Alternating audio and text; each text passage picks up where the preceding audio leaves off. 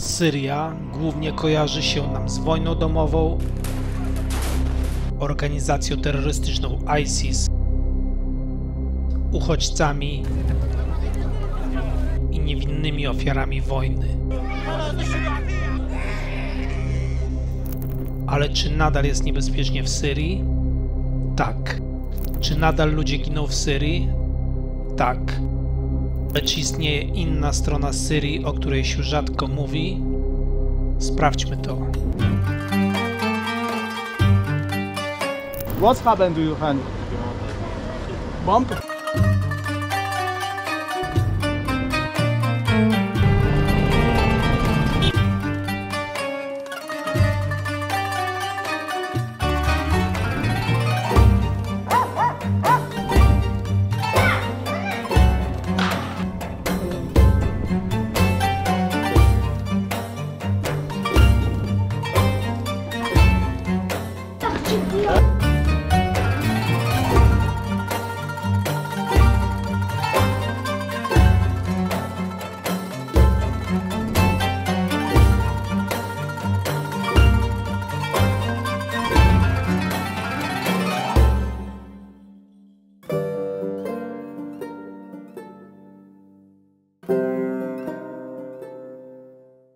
Witam Was w moim kolejnym odcinku. U mnie jest godzina 7 rano, jestem w Bejrucie. Za chwilę wyjeżdżam do Damaszku. Mój kierowca czeka już. Zawiezie mnie na granicę. Tam na granicy przejmie mnie ktoś inny i już stamtąd będę miał lokalnego przewodnika, który będzie ze mną około 5 dni.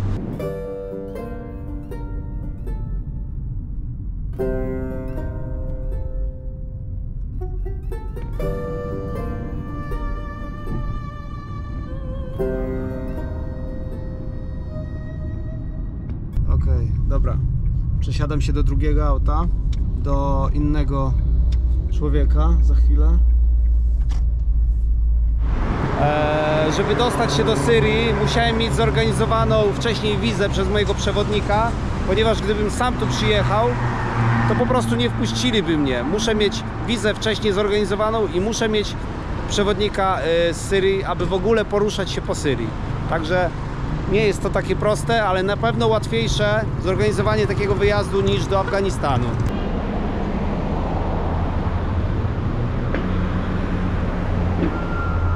Dobra, przesiadam się teraz do drugiego auta.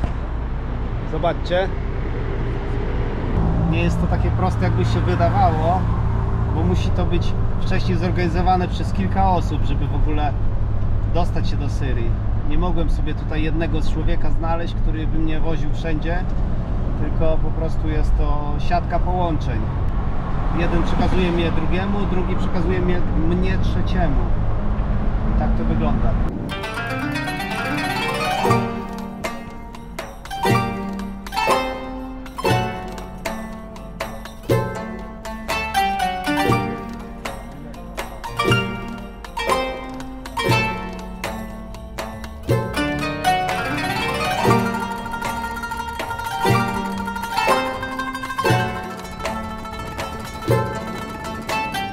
W jakimś sklepie, w którym jest także restauracja, zjedliśmy właśnie śniadanie i tak się rozglądam tutaj po tym sklepie, co oni tutaj mają do sprzedania i zobaczcie, co znalazłem. Czekolada mleczna z Poznania. Nieźle, co?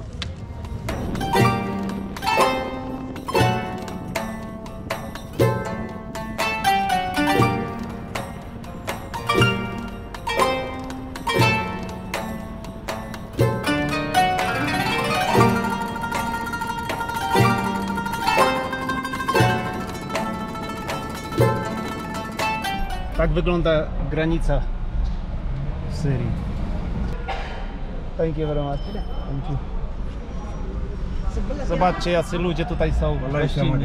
Na granicy babcia jakaś kawkę mi tutaj polała. Także jesteśmy w Syrii. Dopiero co wjechaliśmy. Trochę było zamieszania z uzyskaniem wizy na miejscu, ale udało się bez problemu. Pytali mnie tylko, czy byłem może w Izraelu albo w Egipcie w ostatnim czasie i tyle. Na szczęście nie miałem żadnej pieczątki z tych krajów, bo w innym przypadku by mnie cofnęli. Wiza kosztowała $67 dokładnie, żeby tutaj wjechać.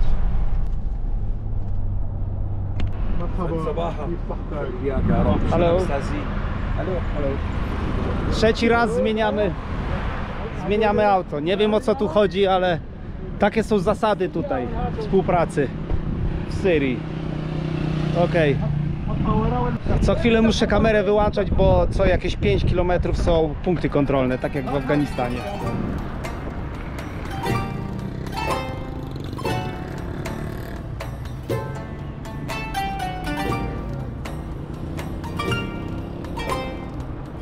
Także witam Was w Damaszku. Miejsce, do którego chciałem polecieć już bardzo, bardzo długo. W końcu tutaj jestem. Zobaczcie.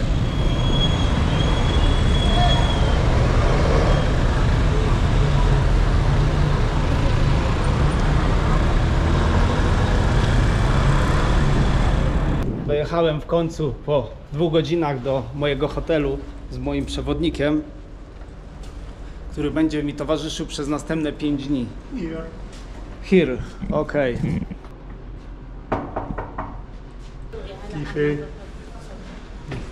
Hello.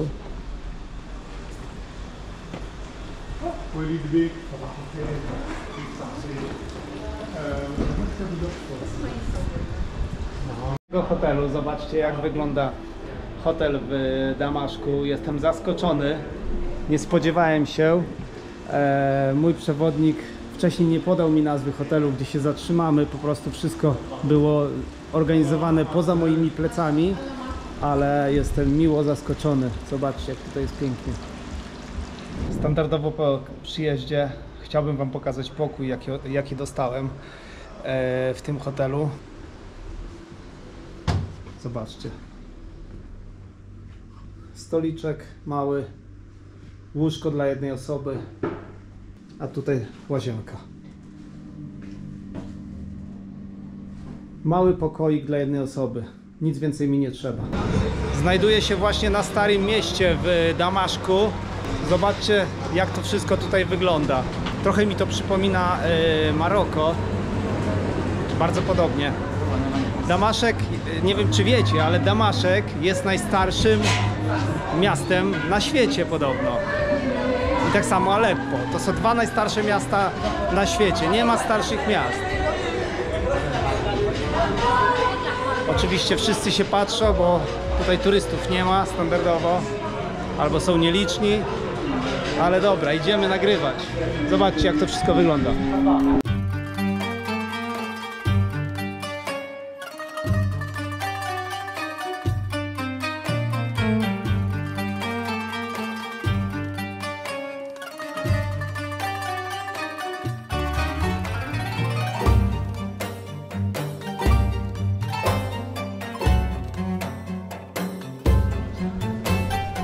Najważniejsze miejsce dla Syryjczyków w całej Syrii. To jest miejsce, do którego trzeba przyjść, będąc w Damaszku. Koniecznie. Zobaczcie, jak tu jest pięknie. Meczet Umayyadów w Damaszku to jedno z najważniejszych i najbardziej szanowanych sanktuariów muzułmańskich na świecie. Wewnątrz meczetu znajduje się relikwia Jana Chrzciciela, która przyciąga pielgrzymów z wielu krajów. Ludzie przybywają tu, aby oddać cześć tej ważnej postaci, wkładając swoje głowy w miejsce, gdzie kiedyś przechowywana była głowa Jana Chrzciciela. To jest wiara. Zobaczcie, co oni robią. Badają tą głowę. Niektórzy płaczą. Zobacz, ta kobieta płacze na przykład. Niewiarygodne, że ludzie się wzruszają i szczerze płaczą w takich miejscach. To jest wiara dopiero. W Syrii nie można zapomnieć o tym, aby napić się lokalnego napoju z granata.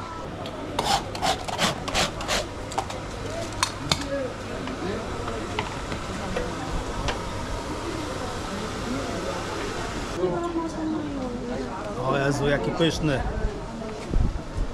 Taki jeden napój kosztował $1, a jest naprawdę mega.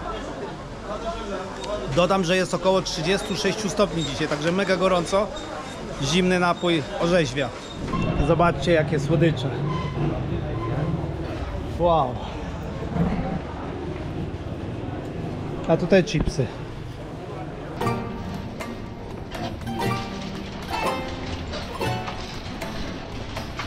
Powiem wam, że jestem pod ogromnym wrażeniem Damaszku. Jest tu tak pięknie. Wszędzie, gdzie pójdziemy, jest naprawdę no pięknie. Całkowicie mi nie przypomina ten Damaszek tego, co widziałem w telewizji. Zobaczcie. To jest pięknie.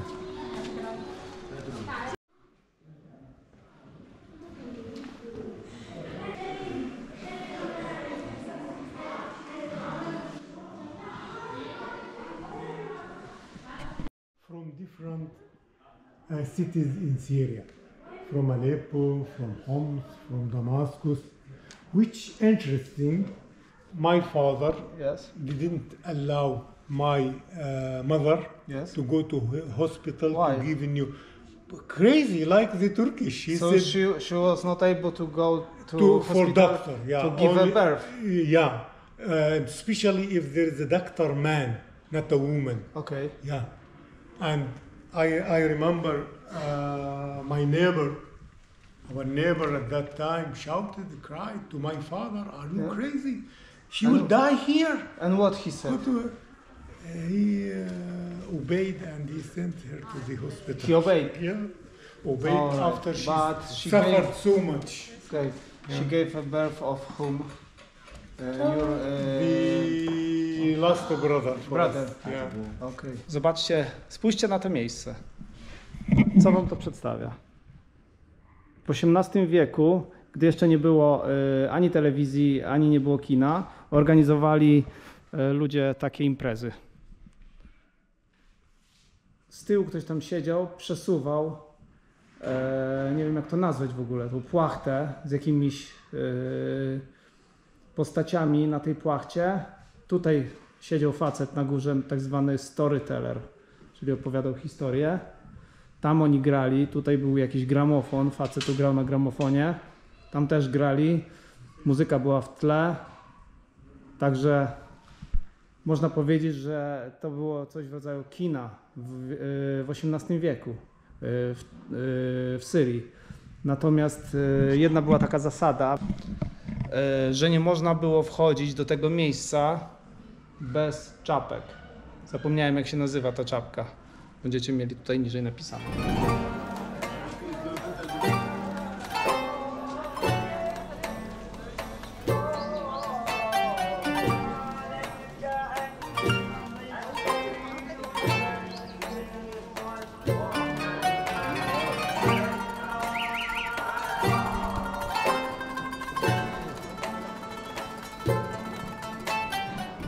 Powiem wam szczerze, że większość tych Syryjczyków wygląda jak Europejczycy.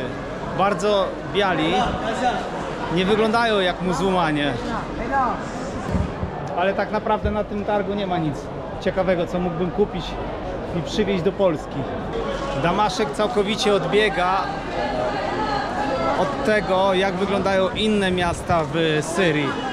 Zresztą zobaczycie później na moich filmach, jak będę na przykład w Aleppo. Tutaj to w ogóle nie widać, żeby państwo zostało dotknięte wojną. Co oni sprzedaje? What is this? Cactus. Kaktus. He will open it and you can eat. Dobra, spróbujmy lokalnego napoju.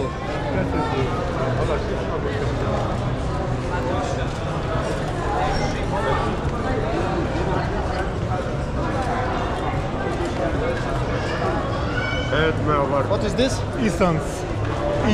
Like the perfume. Essence. It's like a perfume. And this is tea, isn't it? Like No, a it's tea? not tea. No, Try tea. it. No. This Wasze zdrowie. Nie wiem dlaczego oni tutaj... Why there are soldiers everywhere on the border of the old town? in each district at the entrance there is They protect because they are worried about some terrorists. attacks, terrorist Some terrorists. attacks, suicide bombers as well. Yes, Wow. yes. Okay.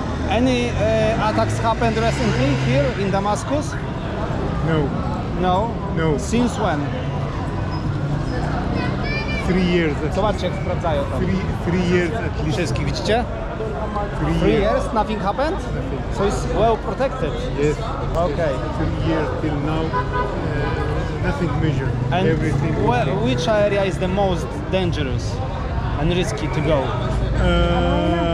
The countryside. Countryside. Countryside. Which? South, west, South, everywhere. everywhere. Countryside, more dangerous. ISIS is still operating at Raqqa city. Of course. All the time they control Raqqa. Yes. But now, you know, sometimes very dangerous. Dangerous there. Raqqa, Deir Zor, the countryside of Aleppo. Countryside of Aleppo as well. Occupied by oppositors. Yeah. In your opinion, who is worse, oppositors or ISIS? Both dirty. Both dirty. Zobaczcie, prezydent Syrii, Bashar al-Assad. Syria wbrew pozorom nie jest taka zacofana, jak się patrzy. Powiem wam szczerze. W ogóle sobie tak nie wyobrażałem z Syrii. Damaszku, Syrii. Myślałem, że tutaj wszystko jest porozwalone, a się okazuje, że jednak miasto funkcjonuje normalnie. Zobaczcie. Jest?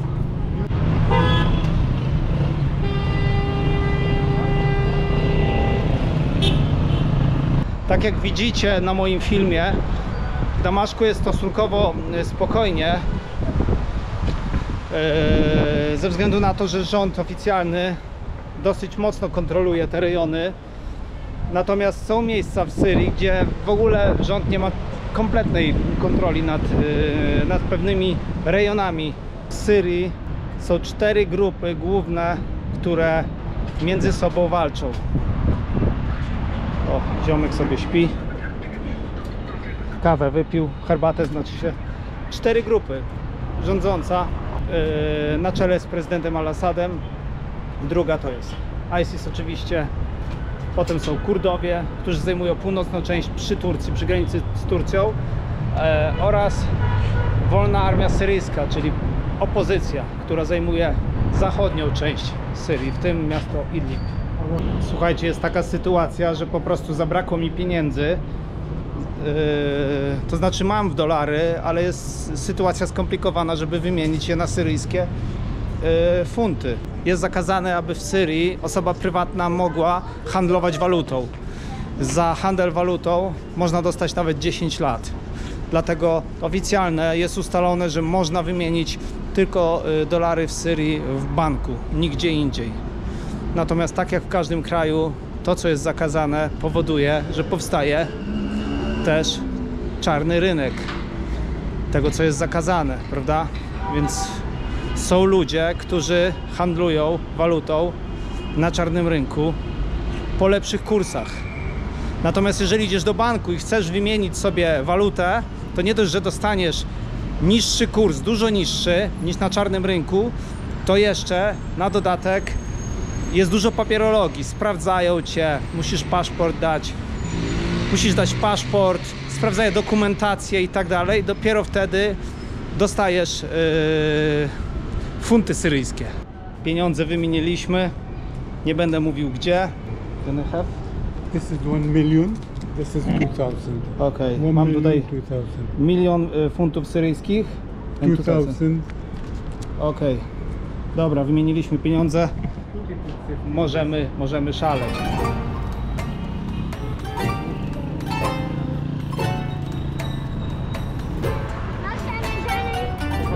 Idziemy do restauracji na obiad.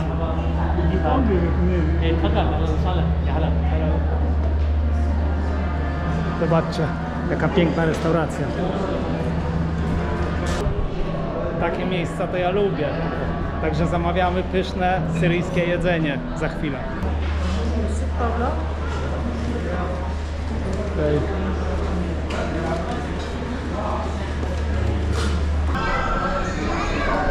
Zamówiłem baraninę jak zwykle. Jezu, jak ja wyglądam. Dobra, niech będzie.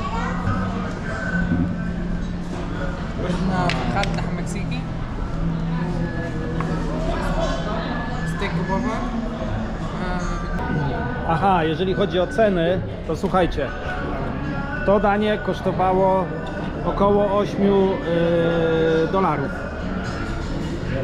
czyli niecałe 40 zł. Dobra, próbujemy. Podobnie wygląda jak w Afganistanie. Widzę, że ten ryż jest zmieszany z mieloną baraniną oraz z całymi kawałkami mięsa.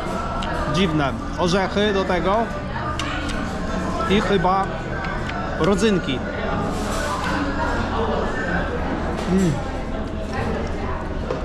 Na słodko zrobione. Pyszne. Dobra, wyłączam kamerę, muszę jeść.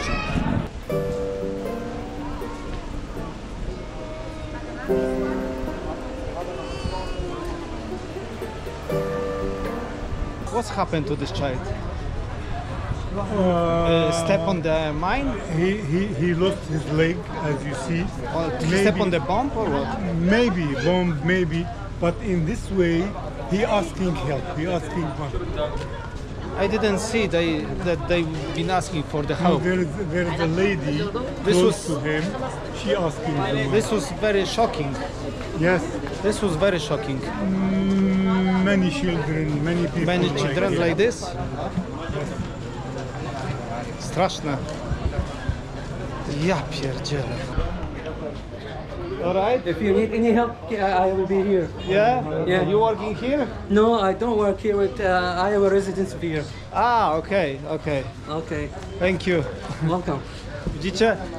Idzie się ulicą, ludzie zaczepiają. Już chyba, nie wiem, z 15 osoba pyta się o mój kanał, o nazwę kanału. Za każdym razem podaję, zapisują. A teraz słyszeliście, co gość powiedział. Jeżeli będę potrzebował jakiejkolwiek pomocy, to że on tutaj będzie. Syryjczycy są mega przyjaźni, bardzo gościnni.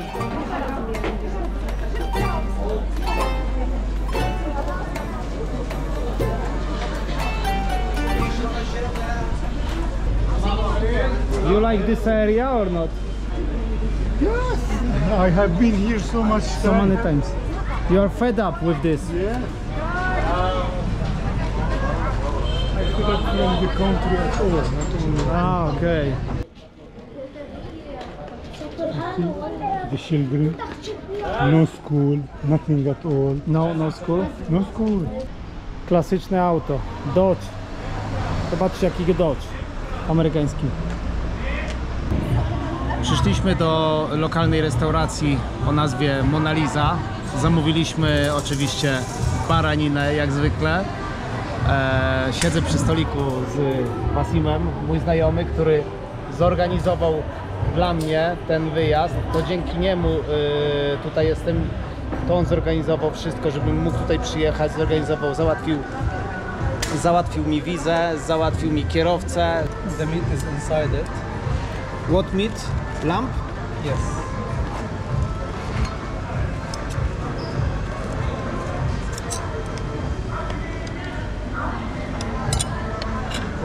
Wyjeżdżamy już z Damaszku, jedziemy do miejscowości Malula, jakieś 60 km od Damaszku. To będzie pierwsza miejscowość, którą zobaczę, która została dotknięta wojną domową w Syrii.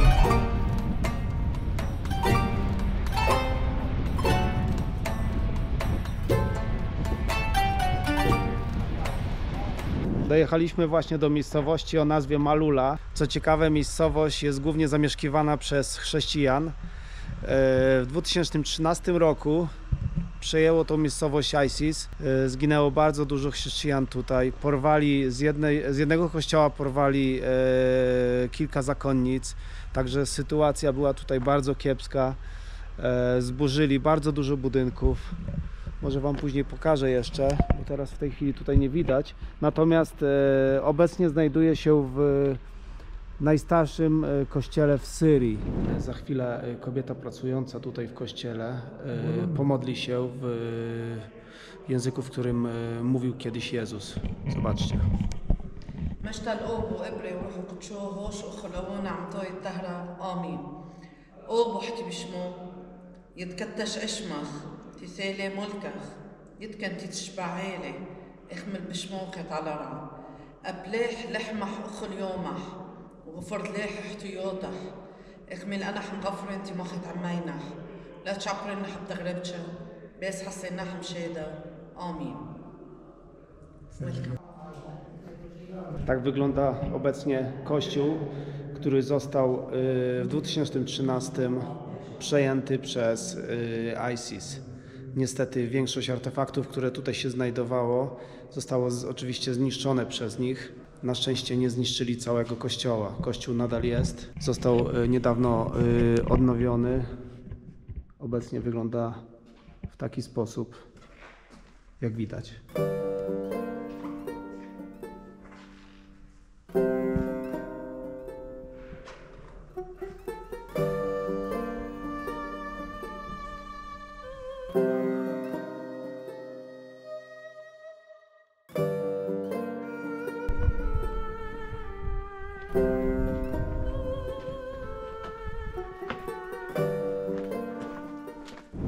Powiem wam szczerze, że bardziej czułem się zagrożony w Afganistanie niż w Syrii, pomimo że w Afganistanie obecnie już jest spokój, tam nie ma żadnej wojny, a tutaj nadal są prowadzone różne działania wojenne na obrzeżach Syrii.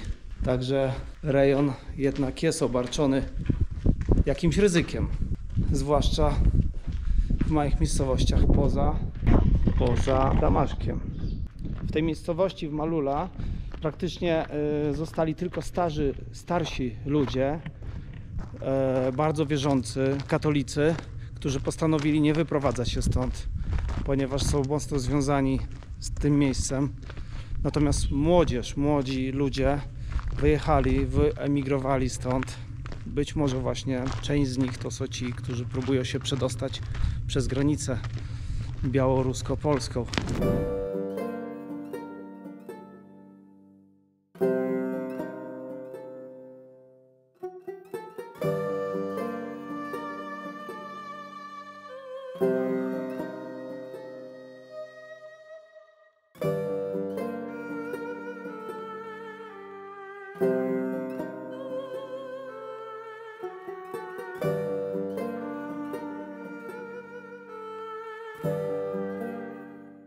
Słuchajcie, zatrzymałem się właśnie na jednej z wielu stacji, które znajdują się po drodze do miejscowości Homs.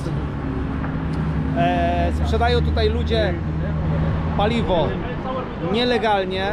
nielegalnie, ale tak naprawdę oficjalnie, bo tu nie widać, żeby ktoś się krył z tym. How many bottles of gas? I can see. About 10. Zobaczcie. Nawet olej sprzedają na czarnym rynku tutaj, ponieważ nie ma w kraju oleju, brakuje benzyny, brakuje gazu. Dlatego powstało tak dużo prowizorycznych stacji. Zobaczcie, tam tak samo. Mijaliśmy chyba z 50 takich prowizorycznych stacji. How much is the gas? How much is the gas?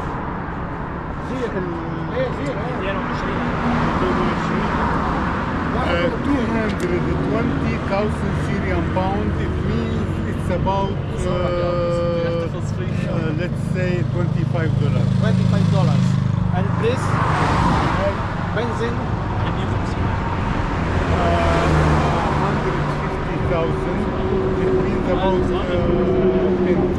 $10. And this is how many liters? 10 liters? 10 liters.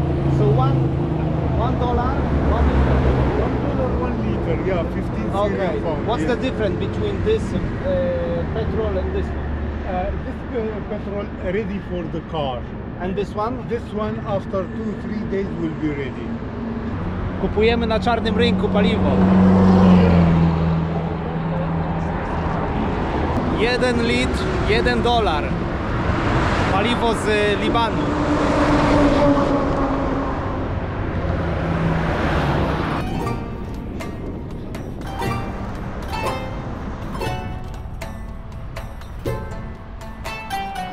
Anybody will cooperate with you.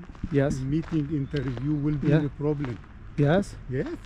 But if they don't say anything about the Syrian government or anything like this, Znajduję się właśnie w centrum miasta Homs. Miejscowość, która była głównym ośrodkiem protestów. O. Ja cię kręcę, ludzie tutaj mieszkają. Zobaczcie.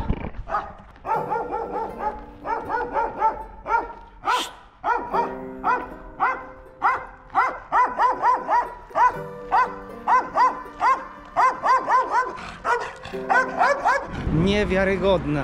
Naprawdę inaczej ogląda się to w telewizji, a inaczej będąc tutaj. To jest straszne, co tutaj musiało się dziać. Podczas protestów, kiedy właśnie tu był największy ośrodek oporu przeciwko rządowi Bashara al-Assada, zginęło tutaj bardzo dużo ludzi ze względu na to, że to jest punkt strategiczny w Syrii, ze względu na to, że jest bardzo tutaj dużo złóż ropy. Dużo grup, różnych grup próbowało przejąć ten rejon, tak jak Wolna Armia Syryjska, czyli opozycja. Tak samo ISIS chciało przejąć ten rejon.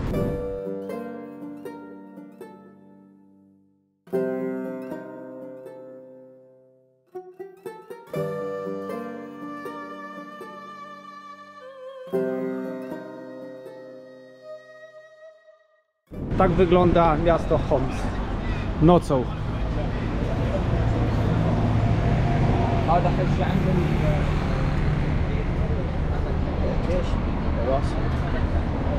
Mój przewodnik nie chciał ze mną iść, trochę się obawiał wychodzić, trochę nie chciał może odpowiedzialności za mnie brać, że będę chodził po ulicach z kamerą. W związku z tym postanowiłem sam wyjść. Nie wydaje się, aby było tutaj niebezpiecznie. Ludzie siedzą, palą sziszę. Życie normalnie się tutaj toczy. O, nawet Adidas jest, zobaczcie. Gdzieś tam daleko, w środku Syrii, są normalne sklepy. Jestem pod restauracją Tarwada, zostałem zaproszony przez menadżera. Fadi zaprosił mnie do tej restauracji. W momencie, kiedy przechodziłem, zauważył, że idę z kamerą, zaprosił na kolację. No, tak wygląda życie tutaj w Syrii. Ludzie są bardzo gościnni. Dostałem zupę, chyba pieczarkową, steka wołowego, frytki, warzywa podsmażane, ryż i Pepsi.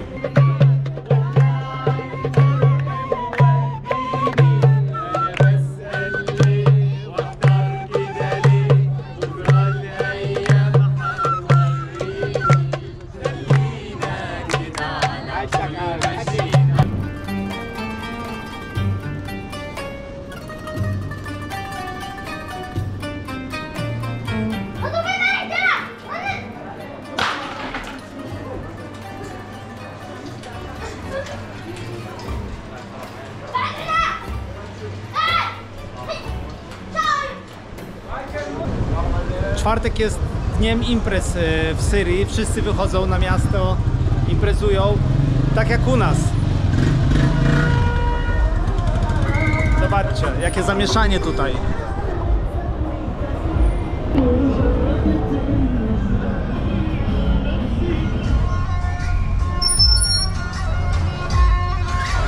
Tak wygląda życie w Damaszku. Kto by pomyślał, co nie? Słuchajcie, to jest aż niemożliwe, żeby tak dużo ludzi miało pieniądze, żeby wyjść sobie na imprezę. Większość tych ludzi kręci się, tak jak u nas w centrum, powiedzmy na Nowym Świecie, kręcą się, drinkują, a później po 12 idą na dyskoteki do klubu. Wyszliśmy poza Stare Miasto. Tutaj mój kolega zaparkował swoje auto, umyli mu od razu i jedziemy dalej. W środku wysprzątane, wyczyszczone wszystko za $2. Dużo tańsze życie niż u nas. Przeprowadzam się chyba do Syrii. Dobra, jedziemy dalej. O, zobaczcie jak czysto. Za $2. Zobaczcie jaka muzyka w radiu leci.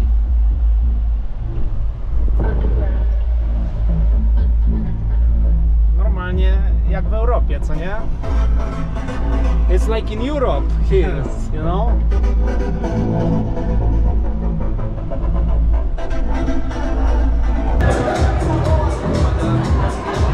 wygląda klub